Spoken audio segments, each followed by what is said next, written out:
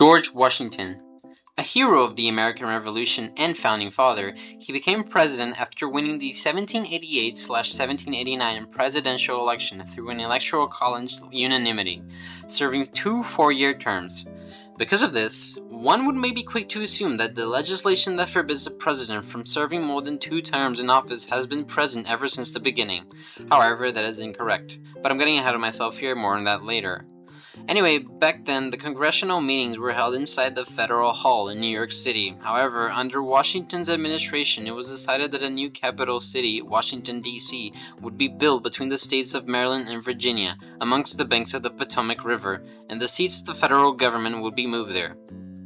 During Washington's presidency, tensions broke out amidst his cabinet, especially between Alexander Hamilton, his Secretary of Treasury, and Thomas Jefferson, his Secretary of State, which in turn led to a split into the Federalist Party and the Democratic-Republican Party, something Washington was hoping could be avoided. A few months after the beginning of Washington's first term, the French Revolution blew up in France, and seeing all the bloodshed that it was resulting in, he chose not to support the revolutionaries. As I said before, the rule that prevented presidents to serve more than 2 terms did not exist back then, so Washington had the option of running for a third term, but he decided to willingly step down and let the nation's history proceed without him. This action would in turn inspire many future presidents to do the same after serving 2 terms, just like him. John Adams. Another founding father and Washington's vice president, he became president after winning the 1796 election. A member of the Federalist Party, Adams began strengthening his bonds with Great Britain as revolutionary France was at war with the rest of Europe.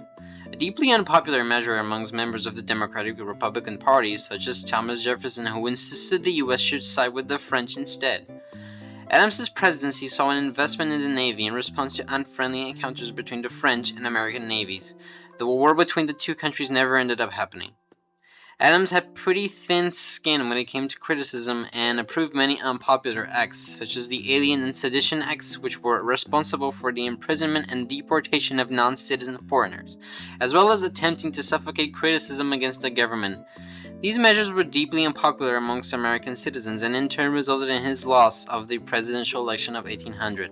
Adams was also the first president to live in what would later be known as the White House, though back then its official name was the Executive Mansion. Thomas Jefferson. Yet another founding father, the main author behind the Declaration of Independence of 1776, and the leader of the Democratic-Republican Party. Jefferson changed the rule that stated that the vice president would be the candidate to receive the second largest number of votes in the elections, probably due to unforeseen frustrations throughout the time he served as Adams's VP. And good thing he did. Can you imagine how awkward things would be for future American politics if the president and vice president were always political opponents? Anyway, in his second term, Jefferson appointed George Clinton as his vice president as opposed to Aaron Burr, who would be the one serving as the country's vice president following the previous rule. Despite being a religious man himself, Jefferson was openly in favor of a clear separation between religion and state, which I'm sure would make him quite a popular politician were for him to run for president nowadays, huh? Jefferson was also the organizer of the Louisiana Purchase, where he purchased the French territory of Louisiana from Napoleonic France for $15 million, or just about $18 per square mile. He also banned all exports into the nations fighting in the Napoleonic Wars in Europe, in an attempt to strengthen the claims of American neutrality concerning the war, which damaged the nation's economy. Jefferson also banned the import of black slaves from Africa, though this was not the end of slavery as an institution in the US. He also embargoed the Caribbean nation of Haiti in response to the Haitian Revolution, in which enslaved black men rose up against their French rulers and declared the country's independence in 1804. And despite being the president who owned the highest amount of slaves in American history at around 600, Jefferson is known for having written about the country's terrible reliance on slavery many times in the past. James Madison. Yet another founding father and one of the writers of the American Constitution and the Bill of Rights, Madison was the president when the War of 1812 broke out against the British, mostly over naval trade disputes. Despite the fact that the US was underprepared for war, Madison was strongly in favor and even pushed for it in Congress. Most of the war had its fighting happen along the border between the US and what would later become Canada, though 1814 saw Madison flee the White House as a British invasion of Washington, D.C. was put in place. In in which the foreign power even managed to set the building on fire, as well as the Capitol. The British then tried to capture the city of Baltimore, Maryland in the bombardment of Fort McHenry, but they failed. The war ended up in a stalemate with no border changes between the US and Britain, but after the war, Madison decided to invest more in the military, as well as organizing the creation of the National Bank. So I guess it wasn't completely useless. James Monroe. The last founding father to become president, he was also the first president to go on a tour throughout the entire country in order to ensure support and unity to his presidency among the American people from the time. Monroe was one of the organizers of the Treaty of 1818, an agreement between the US and Britain that saw the expansion of the former to the Pacific Ocean, as well as purchasing Florida, which was previously owned by the Spanish. Monroe's presidency also saw the Missouri Compromise, an attempt to equalize the balance of power between free and slave states, admitting the states of Missouri and Maine into the Union as slave and free states respectively, as well as forbidding the spread of slavery north of Missouri's southern border. Monroe also established colonies in West Africa for freed black slaves to live in present-day Liberia, whose capital city, Monrovia, is in fact named after James Monroe himself. Perhaps most famously associated with Monroe was his Monroe Doctrine, the belief that Europe should leave the American continent to itself and not interfere with the affairs of its former colonies, so they would be free from any imperialistic tendencies. Yes, you heard me right, the US once defended a lack of imperialistic involvement into less developed nations. What a crazy world we live in, huh? Anyway, despite as previously mentioned being mostly associated with Monroe, this doctrine was actually authored by Monroe's Secretary of State, that person being John Quincy Adams, the first non-founding father to ever become president, and Cuban Secretary of State and son of former Federalist President John Adams. John Quincy Adams won a four-way tie election in 1824, despite not receiving the highest amount of votes from the people or the Electoral College. Because none of the four candidates got more than 50% of the electoral votes, Congress stepped in to decide who the winner would be, and after an internal voting, JQA got the majority of votes from Congress, and was then elected the sixth president, making him the first president to be elected without winning the popular vote, and the only president in American history to be elected without receiving the highest amount of electoral college votes. He was famous for being one of the peacemakers after the War of 1812, and, as previously mentioned, had served as Monroe's Secretary of State. However, due to having an unusually high amount of opponents in Congress, he wasn't able to achieve much as president. In 1828, he decided to bring in tariffs into exported goods from other countries in an attempt to strengthen the national industry. JQA's presidency also saw the death of former presidents John Adams, his father, and Thomas Jefferson. Interestingly, they died the exact same day, only hours apart, and even more interestingly is that they died on July 4th, 1826, the 50th anniversary of the Declaration of Independence. Very strange coincidence, huh? Andrew Jackson. One of the reformers of the Democratic Republican Party into the Democratic Party, Jackson relaxed the tariffs implemented by John Quincy Adams in response to secession threats happening in the slave states of the South, who claimed they were having a much heavier impact on them than the free industrialized states. This, along with threats of military intervention by Jackson, were able to nullify the crisis and prevent the southern states' secession, for now at least. Jackson signed the Indian Removal Act of 1830, forcing many Native Americans out of southern states and into organized territories, mostly located in present-day Oklahoma. This traverse would later be known as the Trail of Tears. Andrew Jackson disbanded the country's national bank, making him quite a popular figure amongst wealthy, banker-hating Americans, which would later lead to the printing of his face on the $20 bill, starting in 1928. Former President James Monroe died during Jackson's presidency in 1831, and just like Adams and Jefferson, he died on the 4th of July. Another former president, James Madison, died 5 years later and could have been the fourth president to die on July 4th had he died just 6 days later. Mart Van Buren. The first president to be born after independence, Van Buren wasn't the most popular president at his time, as an economic crisis called the Panic of 1837 broke out during his presidency. And though he was blamed for it, one could argue that the blame would actually fall over the shoulders of Jackson's administration instead. He also denied Texas's integration into the Union in hopes of avoiding a war with neighboring Mexico. Van Buren also remains the only president in American history not to speak English as a first language, As you can probably guess by his name, his first language was Dutch. William Henry Harrison, a hero of the War of 1812 and also the last president to be born before independence, he was the first president of the newly formed Whig Party, created in 1833. Harrison's inaugural speech was the longest in American history up to that point, lasting a total of 2 hours, and he did it all under drizzling rain. He had many plans for reforms regarding the executive power, but only a few days after taking office, Harrison contracted pneumonia and died merely 31 days later, making him the president with the shortest term to date and the first president to die in office. John Tyler. After Harrison's death, no one knew exactly what would happen next, since no president had died in office prior to him. But Harrison's vice president, John Tyler, had himself sworn in and became the 10th president, making him the first vice president to become president. During his presidency, fellow members of his Whig Party tried to convince him to undo Andrew Jackson's decision of disbanding the National Bank, but Tyler never gave in to the demands. He was nearly impeached out of office due to much opposition in Congress, but in the end no process was ever put in action. James Polk. Polk undid Van Buren's decision of refusing to admit Texas into the Union, which obviously kick-started a war with Mexico. The US would annex Texas, but that would only be the beginning. It was also under his presidency that the 49th parallel was decided as the border between the US and what would later become Canada, following the Oregon Treaty. Polk also lowered the tariffs in order to please the southern states. And in 1848, at the very end of his presidency, came the end of the Mexican-American War, ending in an American victory, leading to the annexation of much of what is today the western region. Polk chose not to run in the election of 1848 and retired after leaving office in March of 1849, dying of cholera only 3 months later, making him the president that lived for the least amount of time after leaving the White House. Zachary Taylor. A hero of the Mexican-American War, Taylor saw huge divisions in Congress over the issue of slavery and whether or not it should be legal, but he himself never took much part in these arguments.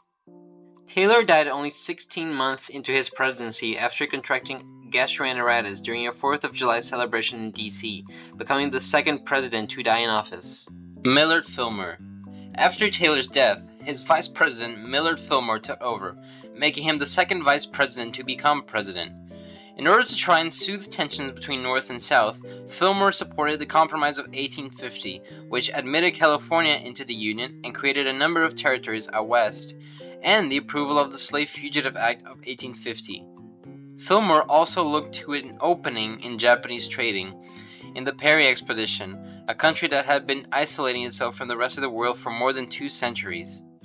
Fillmore tried running in the election of 1852 but failed, and he became the last president of the Whig Party, since 1 year after he left office the party collapsed, and many members of that party would go on to form the Republican Party on the same year. Franklin Pierce. Often remembered as one of the U.S.'s worst presidents, Pierce was a supporter of the aforementioned Fugitive Slave Act and was strongly against the abolition of slavery, despite being a Northerner.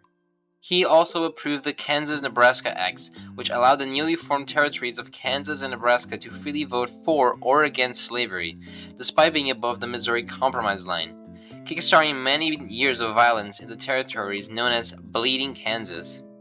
To counterbalance the pro-slavery measures he implemented, Pierce also tried to please Northerners during his government, which only led to more bitterness in the South and a growing desire to secede from the Union. James Buchanan. We're having a string of bad presidents here, so let's add in another one, shall we? Buchanan tried what he could, but he continuously failed to find a common ground between northern and southern states. Throughout the very end of Buchanan's presidency, the South started to declare their secession in response to the election of 1860 and the victory of the Republican candidate, that being Abraham Lincoln. As the South seceded throughout the very end of Buchanan's presidency and formed the Confederate States of America, having Jefferson Davis as their president, and also starting the American Civil War in April 1861, Lincoln was very actively involved in the conflict's military decisions, and was responsible for the approval of many anti-slavery acts such as the Emancipation Proclamation in 1863 and the 13th Amendment in 1865, though he was also somewhat of an authoritarian leader, for American president standards, as he centralized many executive powers into his own hands, which resulted in the conviction of many journalists and publishers who criticized his conduct regarding the Civil War, as well as the censorship of mailing and telegraphs. In 1864, as the outstanding politician he was, Lincoln got re-elected for a second term, and in the following year the Civil War would come to an end. Though, as you may already be aware, Lincoln's second term was cut short merely 5 days after the Confederacy's surrender, when famous actor John Wilkes Booth, who was also a Confederacy sympathizer, assassinated him in Ford's Theater, Washington, D.C., making him the first president to be assassinated and the third president to die in office. Andrew Johnson. After Lincoln's assassination, his vice president Andrew Johnson took over, making him the third vice president to become president, and he started the Reconstruction period. After the southern states were allowed to rejoin the Union, many Republicans in Congress tried to implement civil rights and plans of granting citizenship to former enslaved people in the South, since the former Confederacy had extremely harsh segregation laws against black people. However, Johnson never allowed these proposals to come to fruition, but because of the overwhelming Republican majority in Congress, some changes were made, such as the Civil Rights Act of 1866. Due to his constant refusal to cooperate with Congress, Johnson was the first president to suffer impeachment, though he was acquitted. It was also during his presidency that Alaska was purchased from Russia. Ulysses Grant. A hero of the American Civil War, Grant severely contributed to Reconstruction as he stationed the army along the southern states to suffocate Confederate nationalism and guarantee civil rights to formerly enslaved people, which led to bigger support of the Republican Party in the South. Many corruption scandals broke out during Grant's presidency, mostly due to how trusting the president was in regards to other organizations. It was also during his administration that the Panic of 1873 broke out, and another economic depression came crashing down during the final years of his presidency. Grant also tried to convince Congress into allowing an invasion of the Caribbean nation of the Dominican Republic, but it didn't work. Rutherford Hayes. Hayes became elected following the narrowest election in U.S. history, where only one electoral vote separated him and his adversary Sam Tilden, and he actually lost the popular vote, becoming the second president to be elected without winning the popular vote, which led to much mayhem across the nation and the approval of the Compromise of 1877, which undid the measures taken by Grant of establishing the Army in the South, ending the Reconstruction period earlier than it was supposed to, as compensation for the hotly contested election, resulting in a huge delay in civil rights for black individuals in the South as many white supremacists tightened their control over the region. And speaking of the Army, it was also what Hayes used to suffocate the Great Railroad Strike of 1877. Hayes' administration was marked by significant advancements in education, and he was notorious for appointing government jobs for people based on personal talent rather than race or social status. James Garfield. A former U.S. military who had previously served in the American Civil War, Garfield unexpectedly won the primaries in the election of 1880, and he began trying to reclaim the presidential powers that had been dampened by the Senate during Reconstruction. Garfield invested much in education, like Hayes, but also in the Navy, agriculture, and tried to implement more civil rights for the formerly enslaved people in the South. But unfortunately, Garfield's presidency was cut short by a clinically insane drifter named Charles Guiteau.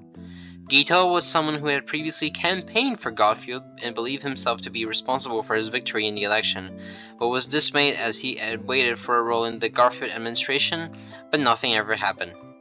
So on July 2, 1881, Guiteau ambushed Garfield at the Maryland and Potomac Railroad Station in Washington, D.C., shooting him twice in the back. Garfield was sent to the hospital and managed to hang in for almost 3 months, but his wounds got infected after some questionable medical treatment, and he passed away on September 19th, making him the second president to be assassinated and the fourth president to die in office. Chester Arthur. After Garfield's assassination, his vice president Chester Arthur took over, becoming the fourth vice president to become president. Much like Hayes, Arthur was a reformer that valued individual merit. He is also infamous for having approved the Chinese Exclusion Act, which banned the immigration of Chinese people to the US, and also served as a gateway to many more anti-Chinese laws that would come in the following decades, resulting in a period of much social instability for Chinese Americans.